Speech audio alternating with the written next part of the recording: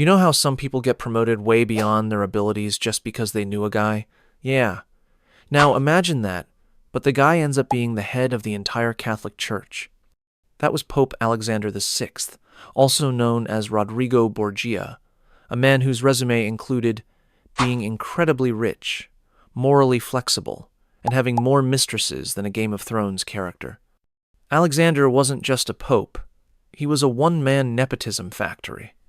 During his reign, 1492-1503, he elevated his own children.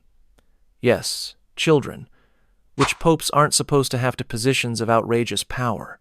He turned the papacy into a family business, like a Renaissance version of Succession, but with more poisonings and fewer lawsuits. He openly acknowledged his kids, through wild parties in the Vatican. One was literally called the Banquet of Chestnuts, and yes, it was just as scandalous as it sounds, and made more backroom deals than a Wall Street trader in 2008. The man was less of a pope and more of a spiritual Bond villain. Was he good at diplomacy? Sure, but so is the guy who sells you a car with a cracked engine and 3 months of fake insurance. Alexander VI may have ruled the church, but he did it with the moral compass of a snake oil salesman, the kind who bottles sin and sells it back to you with a Vatican seal. Basically, if you ever wondered what would happen if a reality show contestant became pope, it already happened. Number 2. War crimes and weird flexes. Let's talk about Pope Urban II. You know, the guy who basically woke up one morning in 1095 and said, "You know what sounds fun? A holy war." Urban wasn't out here spreading peace and love, nah. He was out here launching the First Crusade, like it was the original MMORPG, but with real swords and body counts. His big move? Promising automatic forgiveness of sins to anyone willing to pack up, march across continents, and murder people in the name of faith. That's right, murder. A few strangers and voila, Heaven's Express Pass unlocked. Sweet deal if you ignore the whole piles of corpses thing. This little speech he gave in Claremont basically went viral medieval style.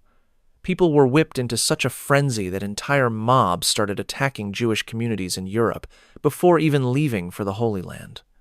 It's like announcing a world tour, and then your fans start rioting before you hit the stage. But here's the real kicker. Urban never even lived to see the Crusade's success. He died before the knights reached Jerusalem. So he launched a centuries-long bloodbath that continued well past his expiration date. That's like setting a house on fire, walking away, and then being remembered as a hero for lighting things up. Was he a master manipulator? For sure. A brilliant orator? Maybe. But also a guy who turned religion into a medieval Hunger Games. And the prize wasn't survival, it was eternal salvation, guaranteed by the man himself. Casual. Number 3. The Pope who dug up a corpse. Let me set the scene. It's 897 AD. You're Pope Stephen VI, and you are pissed at your predecessor, Pope Formosus. Like, ruin his afterlife levels of pissed. So what do? Obviously, you dig up his rotting corpse, prop it on a throne in a courtroom, and put it on trial. Yes, trial by skeleton was a real thing. This was called the Cadaver Synod, and it's exactly as horrifying and stupid as it sounds. Stephen dressed Formosus in papal robes, assigned a deacon to answer on the corpse's behalf, which is the worst job in HR history, and screamed at the remains for supposed crimes against canon law. Spoiler: dead pope was found guilty. Big surprise. They stripped the body of its titles, chopped off its blessing fingers, and threw it in the river. So yeah, Stephen made the papacy look less like a divine office and more like a goth soap opera. And guess what? This unhinged move backfired spectacularly. People were horrified. His reputation tanked harder than a crypto scam, and he was eventually overthrown, imprisoned, and mysteriously strangled in his cell. Moral of the story? Maybe don't yell at dead people in public. Number 4. The Pope who sold heaven. Say hello to Pope Leo X, the 16th century Vatican CEO who looked at the gates of heaven and thought, you know what? These could use a price tag. Leo X, a Medici, yes, that Medici, turned the church into a luxury brand. He blew through Vatican funds like he was maxing out a black card on divine aesthetics. We're talking massive feasts, fancy art commissions, and the kind of renovation budget that would make HGTV weep. At one point, he allegedly said, God has given us the papacy, let us enjoy it. I mean, at least he's honest. But the real scandal? Indulgences, those little heavenly IOUs. Under Leo's watch, indulgence sales reached infomercial levels of absurdity. For the low, low price of a donation, you or your dead relatives could fast-track your way out of purgatory. It was like buying a fast pass at a divine theme park, and business was booming. This financial side hustle was so ridiculous that one priest, named Johann Tetzel, went around yelling stuff like, as soon as the coin in the coffer rings, the soul from purgatory springs. Sounds like a twisted nursery rhyme, but it was dead serious. All this papal profiteering led to a certain German monk named Martin Luther grabbing a hammer, nailing 95 problems to a door, and accidentally kicking off the entire Protestant Reformation.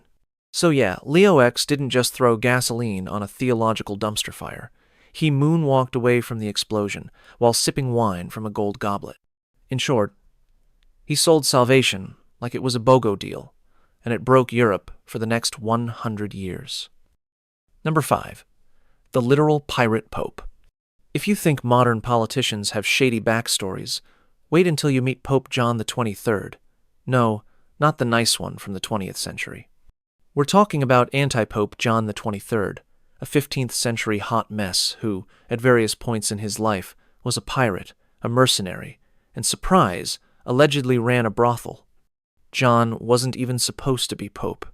He snuck in during one of the most confusing periods in papal history, the Western Schism, when 3 different guys claimed to be pope at the same time. Think of it like spiritual reality television. 3 popes, 1 throne, 0 chill. Our boy John was known for bribery, blackmail, and possibly ordering the assassination of rivals.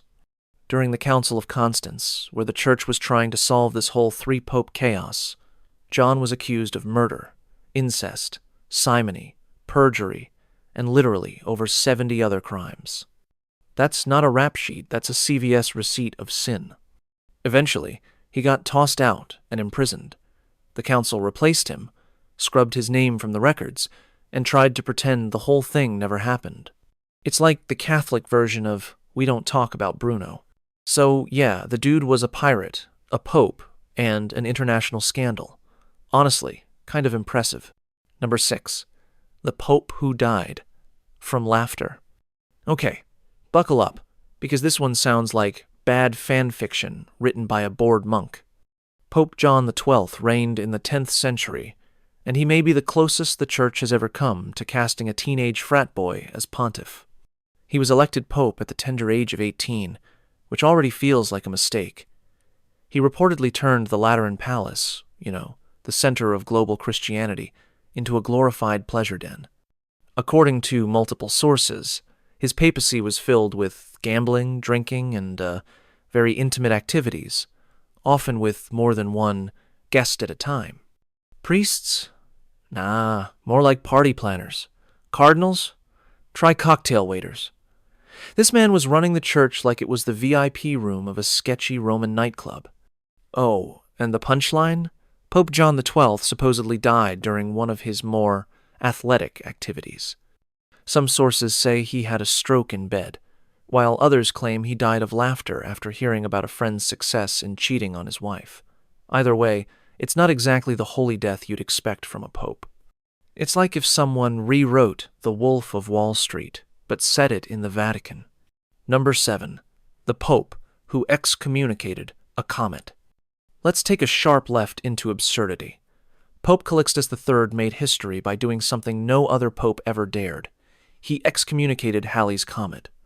Yes, the big space rock. Why? Well, in 1456, Halley's Comet blazed through the sky while the Ottoman Empire was threatening Europe. And since people back then didn't understand astronomy or subtlety, they assumed the comet was a bad omen, like God's giant flaming middle finger. So Calixtus, clearly feeling very threatened by an object that doesn't even have a zip code, did the only thing he could. He declared the comet a heretic. Boom. Official papal bull. Comet equals banned. This wasn't even the weirdest part of his legacy. Calixtus also tried to revise church records to resaint a guy who had already been unsainted for being too weird, but honestly, nothing beats the time he tried to cancel an astronomical object. Imagine NASA reporting that Saturn's rings are under spiritual investigation. That's where we're at here. The guy went full Karen at the cosmos. That's all for today. I'll be making similar videos in the future. Subscribe to see them.